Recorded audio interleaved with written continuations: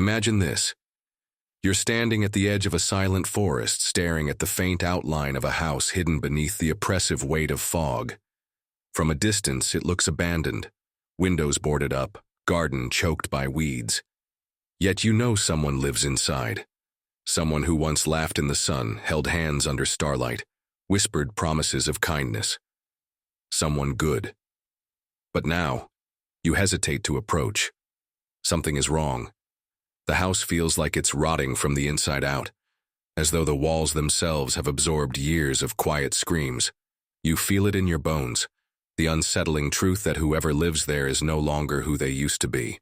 And then comes the harder realization. The house is yours. You step inside and the walls close around you. The air smells of dust and regret. A mirror hangs crooked in the hallway. As you peer into it, you expect to see yourself. The you that has always stood on the side of compassion, empathy, decency. But instead, the reflection looks alien, cold, hardened, capable of things you swore you'd never do, capable of harm, of betrayal, of cruelty. How did it happen? Is it possible that monsters are not born, but shaped, coaxed out of the very people who once vowed to never lose themselves? Could it be that the most terrifying transformation occurs not in the flick of a switch, but in the slow erosion of small compromises, quiet justifications, and silent resentments? The paradox festers. How does a healer become a destroyer? How does the victim become the perpetrator? You remember stories. The loving parent who turns tyrannical, crushing their child's spirit. The loyal soldier who, beneath the uniform, forgets the face of their own humanity. The gentle lover who ends up wielding words like weapons. Is it weakness? Is it survival? Or is it something much deeper, a hidden fracture within the human soul itself? You wonder if this is a shadow we all carry, one that follows us faithfully, waiting for the right moment to step into the light. Are we all walking contradictions, balancing on a knife's edge between tenderness and brutality, altruism and selfishness? What if the monster isn't lurking outside the door, but whispering behind your own heartbeat? Perhaps you've felt it before. The flash of rage in traffic, the cruel thought you never said out loud, the temptation to turn your back when someone needed you most. But where is the line? The precise moment when a fleeting shadow becomes your dominant self. Does the transformation announce itself? Or does it creep silently, disguised as necessity, duty, or even love? And then, the most chilling question of all, if good people can become monsters, who among us is safe? As the fog outside thickens and the house grows darker, you realize this question isn't abstract. It's personal, it's immediate, and it demands an answer. But first you must descend deeper into the labyrinth, because what you're about to discover is that this transformation, this haunting metamorphosis, is not an anomaly. It is woven into the fabric of what it means to be human. And the true horror is not that monsters exist, but how familiar they feel. There's a quiet terror in realizing that the roots of monstrosity do not lie in the fringes of human nature, but deep within its core. To understand how good people turn into monsters, you must peel back the layers, strip away the comforting lies, and confront the unsettling truth beneath. Carl Jung spoke of the shadow, the unconscious, repressed part of ourselves that houses our darker impulses, the raw instincts we refuse to acknowledge. And yet, ignoring the shadow only feeds its hunger. Until you make the unconscious conscious, Jung warned, it will direct your life, and you will call it fate. The monster does not knock on the door. It's already sitting at your table, wearing your smile, making your decisions. Think of the countless justifications you've whispered to yourself. I had no choice. They deserved it. This is just how the world works. Slowly, incrementally, the mind reshapes its moral contours, eroding the boundaries between right and wrong until they become suggestions rather than laws. Nietzsche, staring into this abyss, declared, "Whoever fights monsters should see to it that in the process, he does not become a monster." It's an echo of a deeper paradox. that the battle against darkness can stain even the most well-intentioned souls. When you see yourself as the righteous avenger or the necessary enforcer, how easy it becomes to justify the use of the very tools you once despised. How thin the veil between justice and cruelty, between protector and oppressor. And then there's Schopenhauer, with his bleak vision of a world driven by blind will, a ceaseless hunger for survival and dominance. Strip away civilization, he argues, and what remains is the naked will, raw and indifferent. Is the monster simply the will unrestrained, dressed in the decaying garments of reason? But modern psychology, too, offers its grim insights. The Milgram experiments revealed how ordinary people, under the right conditions, would administer what they believed were lethal shocks to strangers, simply because an authority figure told them to. These participants were not sadists. They were everyday citizens, teachers, parents, shopkeepers. Yet when submerged in systems of obedience or conformity, they surrendered their moral agency to the machinery of power. Then there's Hannah Arendt's chilling observation of the banality of evil, the terrifying idea that evil is often not committed by monsters but by people who fail to think deeply about their actions. Bureaucrats signing papers, workers following orders, neighbors turning a blind eye. At its root, this transformation is driven by a silent collusion between psychology and society. The brain craves certainty, conformity, and safety. In times of fear or scarcity, the ego constructs narratives to protect itself, even if that means adopting behaviors it would have once abhorred. The monster emerges not as an alien invader, but as a mutation of self-preservation. And yet, the deeper horror lies in how invisible this process becomes. Like the slow sinking of a ship beneath still waters. By the time the alarm bells ring, it's often too late. The descent has already taken place. Ask yourself, how many compromises have been made in the name of survival? How many tiny betrayals have accumulated like dust in forgotten corners of your mind?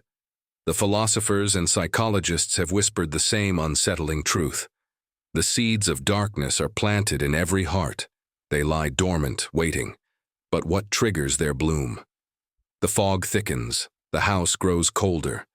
To uncover the next layer, you must look at the world outside, the societies we build, the systems we serve, the illusions we cling to. For the monster does not grow in isolation. It thrives in environments that nurture its silent hunger. And so, the question sharpens. If the roots are within, what are the forces outside that cultivate this inner decay? You step outside the house now, into the wider world, only to realize that the fog doesn't end at the doorstep. It covers everything. Streets filled with hurried footsteps, glowing billboards, systems humming quietly beneath the surface. Everything feels draped in the same silent complicity. The monster isn't just inside you. It's in the architecture of your reality. Culture rewards conformity. Society shapes the mind, subtly guiding thought through invisible currents. It starts early, in schoolyards where cruelty masquerades as strength, where vulnerability is punished and indifference is celebrated. In corporate boardrooms where cutthroat decisions are applauded, so long as they drive profit. In homes where silence replaces conversation, where resentment festers behind forced smiles. Neurologically, your brain is wired for survival, not morality.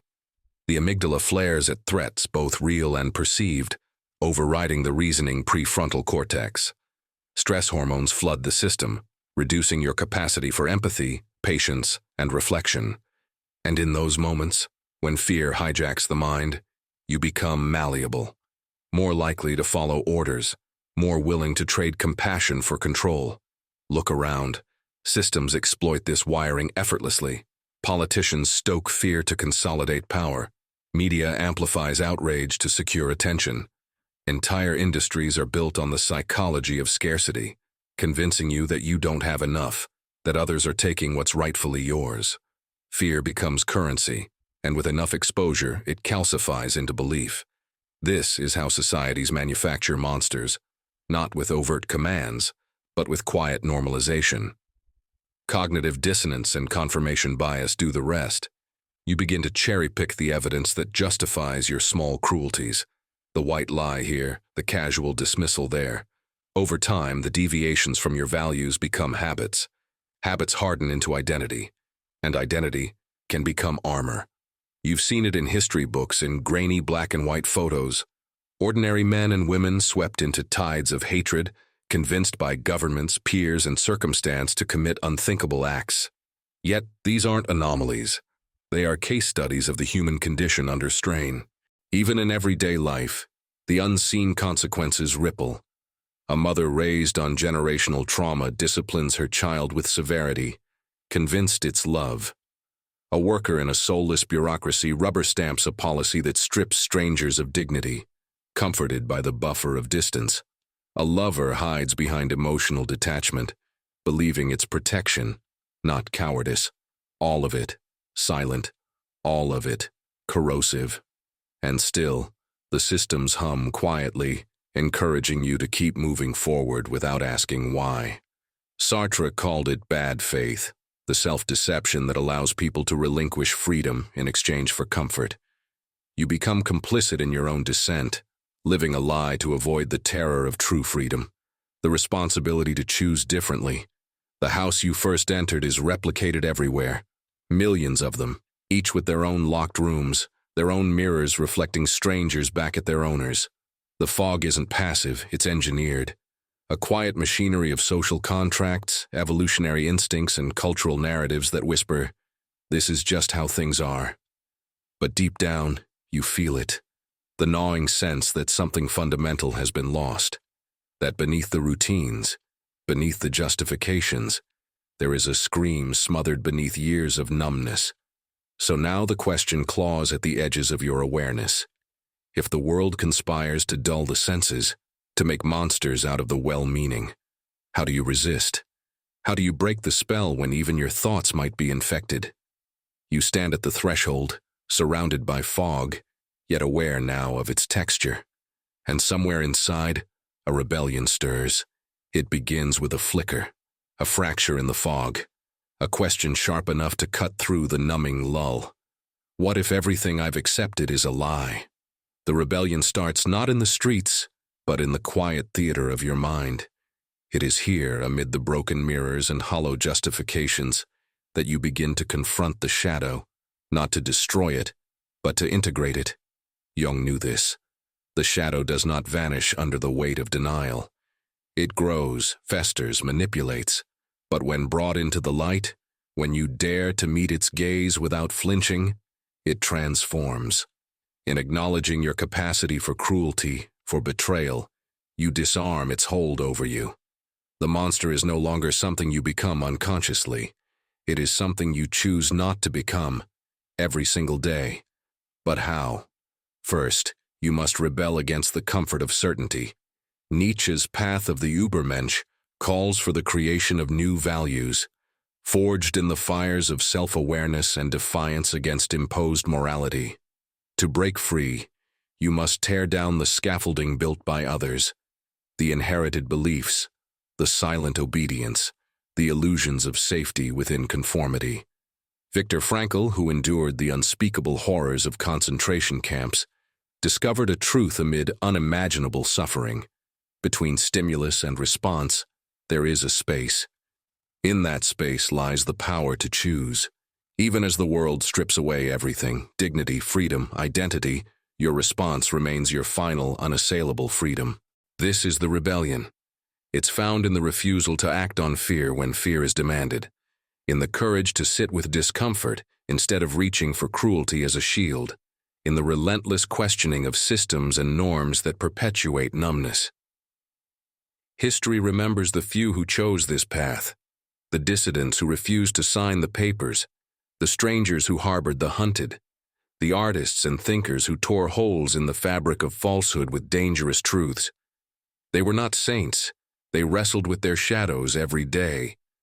But they chose awareness over sleepwalking, conscience over convenience. And what of you? The rebellion begins in the smallest acts. The parent who breaks the chain of generational wounds by apologizing instead of punishing. The worker who refuses to dehumanize for the sake of policy.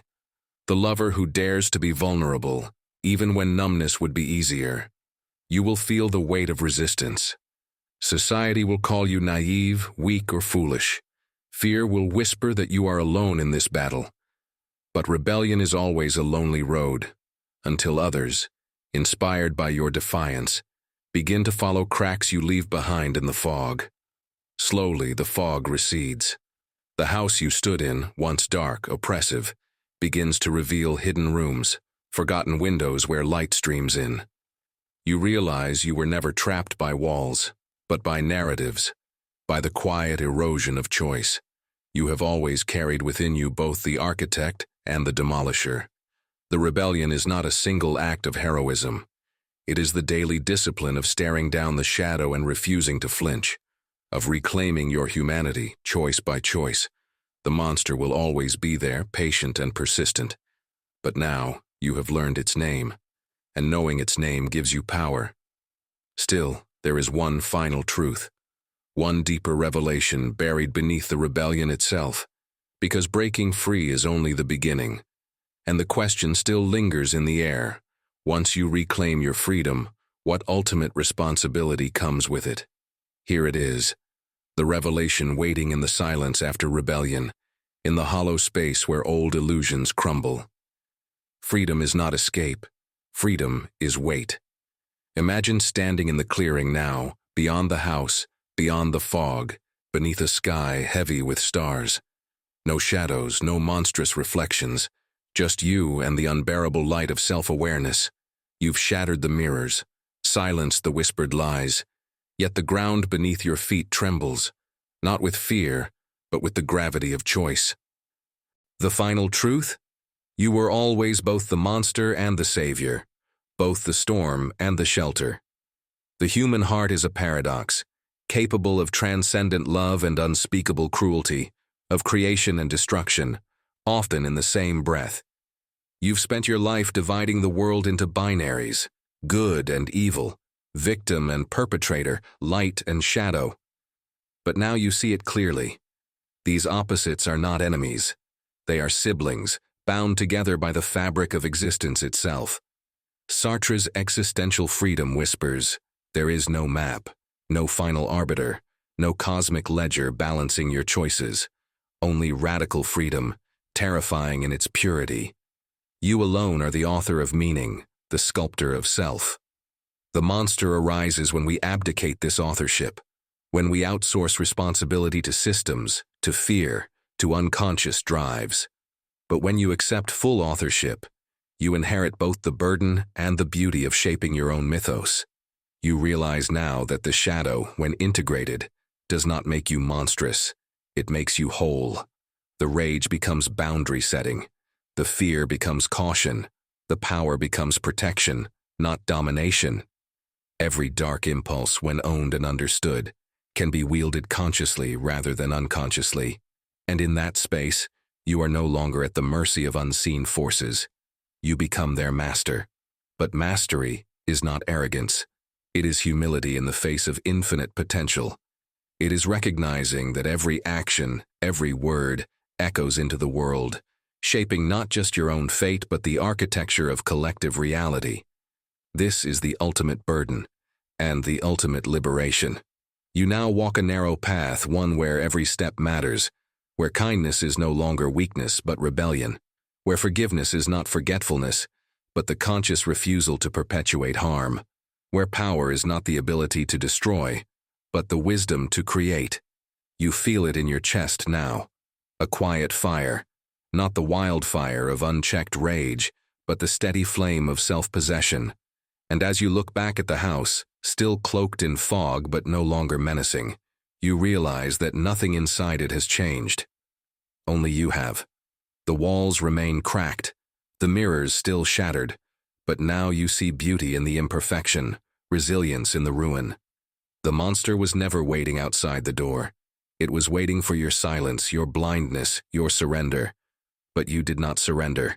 And so, as you step forward into the world, imperfect, uncertain, alive, you carry with you the haunting, liberating truth. You are the monster. You are the light. And every day you choose which one will walk beside you.